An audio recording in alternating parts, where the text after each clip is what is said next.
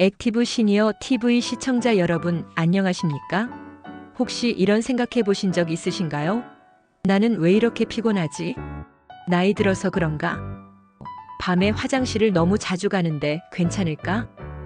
피부가 자꾸 가려운데 건조해서 그런가? 별다른 이유 없이 나타나는 이런 사소한 변화들을 그저 나이 탓으로 돌리며 무심코 지나치고 계신가요? 만약 그렇다면 오늘 이 영상에 집중하셔야 합니다.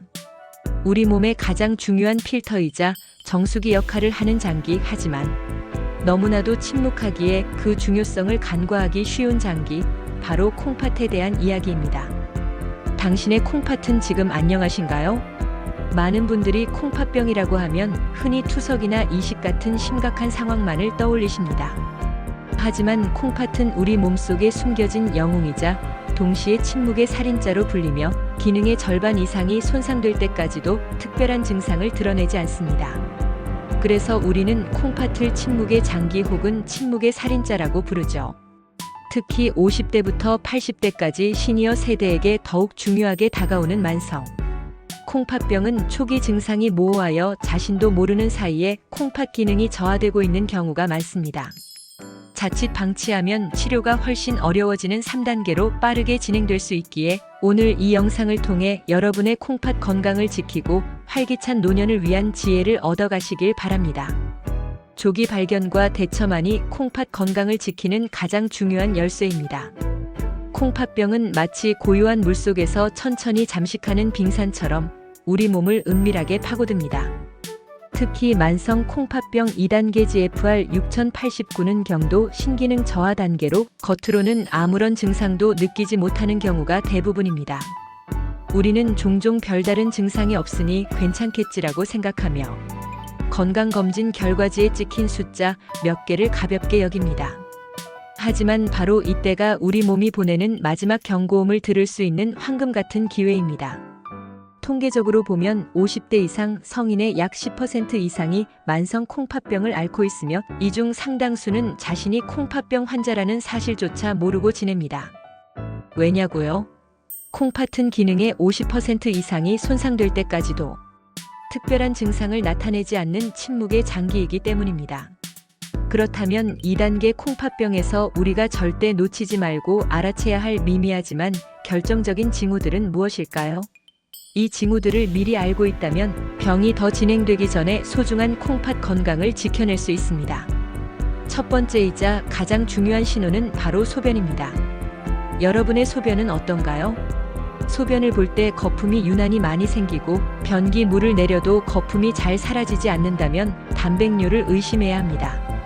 마치 비누를 풀어놓은 것처럼 자잘한 거품이 꽤 오랜 시간 유지된다면 콩팥이 단백질을 제대로 걸러내지 못하고 있다는 증거일 수 있습니다. 건강한 콩팥은 단백질이 소변으로 빠져나가는 것을 막아줍니다. 특히 아침 첫 소변에 거품이 유독 많다면 반드시 주의 깊게 살펴봐야 합니다. 소변 색이 붉거나 콜라색으로 변하는 경우가 있습니다. 육안으로 확인되지 않더라도 현미경 검사에서 적혈구가 검출되는 미세 혈뇨도 콩팥 이상을 알리는 중요한 신호입니다. 육안으로 피가 섞인 것 같은 붉은 소변이 보인다면 즉시 병원을 방문해야 합니다. 단순한 요로 감염이 아닐 수도 있습니다. 밤에 잠을 자다가 소변이 마려워 깨는 횟수가 늘어났다면 주의해야 합니다. 나이가 들면 야간뇨가 흔해지지만 젊은 나이에 갑자기 심해지거나 평소보다 횟수가 눈에 띄게 특히 2번 이상 소변을 보기 위해 잠에서 깬다면 콩팥 기능 저하와 관련이 있을 수 있습니다. 콩팥이 밤에도 소변을 농축하는 능력이 떨어져서 나타나는 현상일 수 있습니다. 두 번째는 모호한 전신 증상입니다. 다른 원인으로 오해하기 쉬워 더 위험합니다. 특별한 활동을 하지 않았는데도 몸이 천근만근 무겁고 쉽게 지친다면 그리고 충분히 쉬어도 피로가 풀리지 않는다면 콩팥 기능을 의심해 봐야 합니다. 콩팥 기능이 떨어지면 노폐물이 쌓이고 빈혈이 생길 수 있기 때문입니다. 나이 들어서 그래라고 넘기기엔 너무나 위험한 신호입니다. 만성적인 피로가 지속된다면 꼭 점검해 봐야 합니다. 집중력 저하 및 수면의 질 저하, 예전보다 집중하기 어렵고 멍한 느낌이 들거나 잠들기 어렵고 밤에 자주 깨는 등 수면의 질이 나빠졌다면 요독이 쌓여 뇌 기능에 영향을 미칠 수 있습니다. 치매 초기 증상과 혼동할 수도 있지만 콩팥 문제일 가능성도 있습니다. 특별한 이유 없이 피부가 건조하고 심하게 가렵다면 콩팥 기능 저하로 인한 요독이 피부에 축적되어 나타나는 증상일 수 있습니다.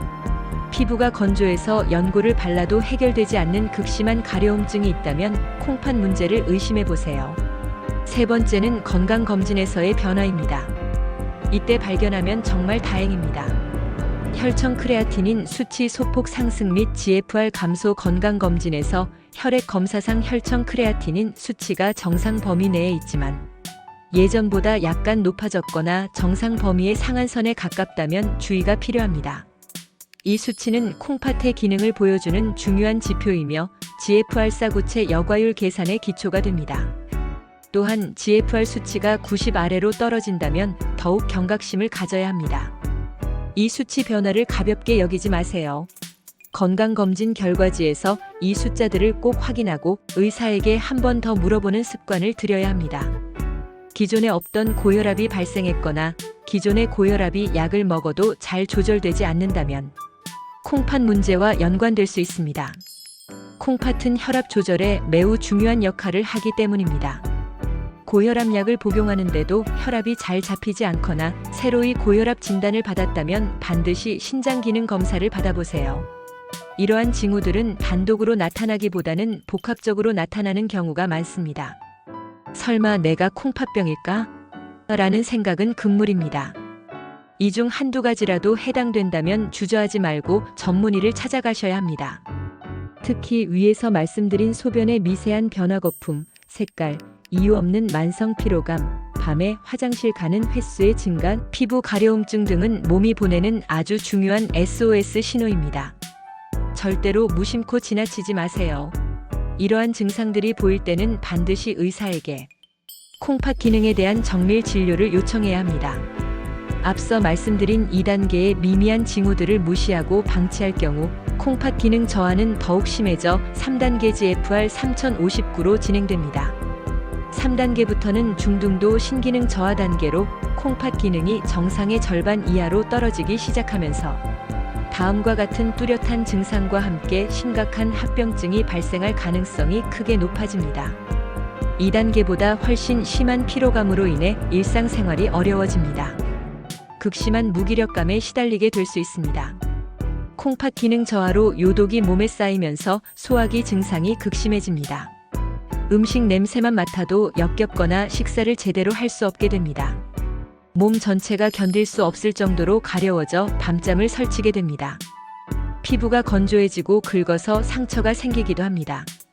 얼굴, 눈 주위, 손발, 다리가 붓는 증상이 확연하게 나타납니다. 아침에 일어나면 얼굴이 붓고 저녁에는 다리가 심하게 붓는 것을 경험할 수 있습니다. 콩팥은 적혈구 생성을 돕는 호르몬인 에리스로포이에틴을 만드는데 기능이 떨어지면 이 호르몬 분비가 줄어들어 빈혈이 심해집니다. 이로 인해 창백함, 어지럼증, 숨가쁨이 나타날 수 있습니다. 계단을 오르내리는 간단한 활동에도 숨이 차는 증상을 겪게 됩니다.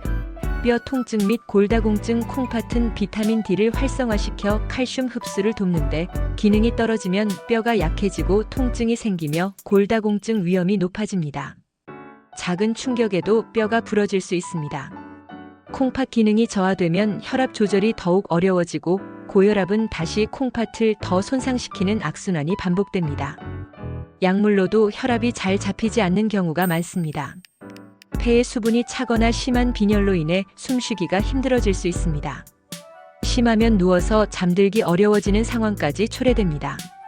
요독이 뇌에 영향을 주어 인지 기능 저하, 기억력 감퇴까지 나타날 수 있습니다. 심한 경우 선망이나 혼수 상태에 빠지기도 합니다. 이뿐만이 아닙니다. 만성 콩팥병은 단순히 콩팥만의 문제가 아닙니다. 우리 몸의 모든 시스템과 연결되어 있습니다. 특히 심혈관 질환인 심장마비나 뇌졸중 등의 발생 위험을 무려 20배 이상 증가시키는 것으로 알려져 있으면 고칼륨 혈증, 산증 등 치명적인 전해질 불균형을 초래하고 면역력 저하로 감염에 매우 취약해집니다. 결국 콩팥병은 우리 삶의 질을 현저히 떨어뜨리고 생명까지 위협할 수 있는 전신 질환인 것입니다. 그렇다면 이처럼 무서운 만성 콩팥병, 특히 2단계에서 우리는 어떻게 대처해야 할까요? 빠르게 변화하는 첨단 기술의 시대, 퀀텀 시대에 우리는 과거와는 다른 강력한 무기들을 가지고 있습니다. 첫째, 정기적인 건강검진은 필수 중의 필수입니다. 특히 50대 이상이시라면 매년 소변 검사 단백뇨, 혈뇨 확인과 혈액 검사 크레아티닌 수치, GFR 계산을 반드시 포함하여 받으셔야 합니다. 크레아티닌 수치가 정상 범위 내라도 꾸준히 높아지는 경향을 보이거나 GFR 수치가 90 아래로 떨어진다면 즉시 신장내과 전문의와 상담하셔야 합니다. 디지털 헬스케어 앱을 통해 개인 건강 기록을 꾸준히 관리하고 이상 징후가 감지되면 알림을 받을 수 있는 시스템을 적극 활용하는 것도 좋습니다. 스마트폰으로 건강검진 결과지를 언제든 확인할 수 있도록 저장해두는 것도 현명한 방법입니다. 둘째, 이런저런 징후들에 대한 민감성을 높여야 합니다. 소변 거품, 밤에 소변을 자주 보는 것, 쉽게 피로해지는 것, 피부가 가려운 것, 이유 없이 혈압이 오르는 것 등 사소해 보일 수 있는 변화들을 절대 놓치지 말아야 합니다. 우리 몸은 항상 우리에게 신호를 보냅니다. 중요한 것은 그 신호를 우리가 얼마나 민감하게 알아차리고 반응하느냐입니다. 스마트워치나 웨어러블 기기를 활용하여 수면 패턴, 활동량, 심박수 등을 꾸준히 모니터링하고 변화가 감지될 경우 건강 상태와 연결지어 생각해보는 습관을 들이는 것도 좋습니다. 스스로 건강 상태를 기록하는 건강 일기를 쓰는 것도 도움이 됩니다. 셋째, 적극적인 생활 습관 개선과 전문가의 조언을 구해야 합니다. 콩팥의 부담을 줄이는 가장 중요한 방법 중 하나는 저염식입니다. 가공식품과 외식을 줄이고 싱겁게 조리하는 습관을 들이세요. 하루 나트륨 섭취량을 오지소금 약 12지 이하로 줄이는 것을 목표로 하는 것이 좋습니다. 염분은 혈압을 높이고 콩팥에 큰 부담을 주기 때문입니다.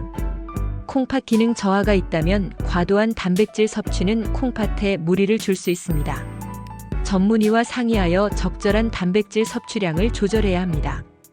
특히 고단백 보충제나 다이어트 식단은 신중하게 접근해야 합니다. 반드시 의사와 상담 후 결정해야 합니다.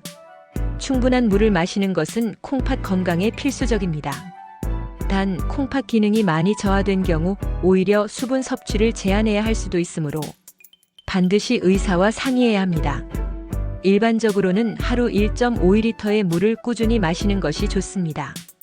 규칙적인 유산소 운동은 혈압을 낮추고 혈액순환을 원활하게 하여 콩팥 건강에 도움을 줍니다. 가벼운 걷기, 조깅, 수영 등 주 3회 이상 30분 이상 꾸준히 하는 것이 좋습니다. 무리한 운동보다는 꾸준함이 중요합니다. 당뇨병과 고혈압은 콩팥병의 주요 원인이므로 꾸준한 약 복용과 생활습관 개선을 통해 혈당과 혈압을 철저히 관리해야 합니다. 자신의 혈당과 혈압 수치를 정확히 알고 목표치를 유지하는 것이 핵심입니다. 흡연과 과도한 음주는 콩팥을 포함한 전신 건강에 해롭습니다. 담배의 유해 물질은 콩팥의 혈관을 손상시키고 과도한 음주는 콩팥에 직접적인 독성을 유발할 수 있습니다.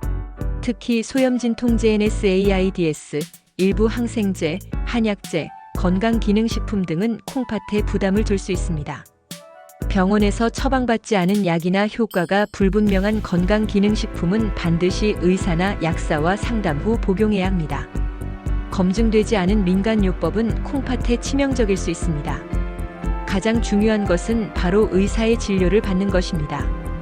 위에서 언급된 2단계의 미미한 징후들이 단 하나라도 보이거나 건강검진 결과에 이상 소견이 있다면 지체 없이 신장내과 전문의를 찾아가 상담하고 정밀 검사를 받아야 합니다. 인터넷 정보나 주변 사람들의 이야기에만 의존하지 마세요. 당신의 건강은 전문가의 정확한 진단과 처방이 있을 때 가장 잘 지켜질 수 있습니다. 2단계에서 적절한 관리와 치료를 시작하면 3단계 이후에 심각한 합병증을 예방하고 콩팥 기능 악화 속도를 늦출 수 있습니다. 조기 발견은 선택이 아닌 필수입니다. 스스로 몸이 보내는 신호를 인지하고 전문 의료진의 도움을 받는 것이야말로 가장 현명한 건강관리 방법입니다. 우리는 이제 100세 시대를 넘어 120세 시대까지 이야기하는 퀀텀 시대를 살아가고 있습니다. 단순히 오래 사는 것을 넘어 얼마나 건강하고 활기차게 살 것인가가 우리의 중요한 목표가 되어야 합니다. 콩팥 건강은 바로 그 활기찬 노년의 핵심 열쇠입니다. 콩팥이 건강해야 혈액이 깨끗하고 혈압이 안정되며 뼈가 튼튼하고 심지어 뇌 기능까지 보호받을 수 있습니다. 미래에는 인공지능 기반의 웨어러블 진단 기기가 우리의 콩팥 건강을 실시간으로 모니터링하고 개인 맞춤형 식단과 운동 프로그램을 제안하며 필요시 병원 방문을 안내하는 시대가 올 것입니다. 화면 스마트워치에서 건강 정보가 뜨는 모습, AI 로봇이 식단 추천하는 모습 또한 유전자 치료나 줄기세포 치료를 통해 손상된 콩팥 기능을 회복시키거나 심지어 인공 콩팥이 상용화되어 투석의 고통 없이 건강한 삶을 누리는 날도 멀지 않았습니다. 이러한 의학 기술의 발전은 콩팥병으로 고통받는 많은 분들에게 큰 희망을 주고 있습니다. 하지만 이러한 미래 기술의 혜택을 온전히 누리기 위해서는 지금 이 순간 여러분 스스로가 콩팥 건강에 대한 주인의식을 가져야 합니다. 작은 증상도 놓치지 않고 정기 검진을 생활화하며 건강한 생활 습관을 꾸준히 실천하는 것. 이것이야말로 퀀텀 시대에 우리가 맞이할 더욱 빛나는 노년의 초석이 될 것입니다. 미래 기술은 우리의 노력을 돕는 도구일 뿐 가장 중요한 것은 우리 자신의 관심과 실천이라는 점을 잊지 마세요. 우리의 삶은 소중하고 우리의 몸은 그 삶을 지탱하는 가장 귀한 자산입니다.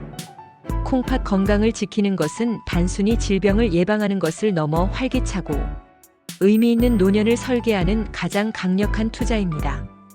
자, 이제 여러분의 차례입니다. 오늘 이 영상을 통해 얻으신 정보들을 바탕으로 잠시 여러분의 콩팥에게 귀 기울여 보세요. 소변은 어떤가요? 몸은 혹시 피로를 호소하고 있지는 않나요? 가장 중요한 것은 망설이지 말고 병원을 찾는 용기입니다. 앞서 말씀드린 콩팥병 의심 증상 중 하나라도 해당된다면 주저하지 말고 가까운 신장내과를 방문하여 전문의와 상담하세요.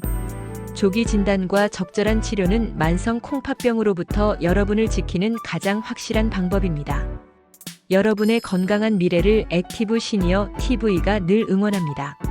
구독, 좋아요, 알림 설정은 액티브 시니어 TV에 큰 힘이 됩니다.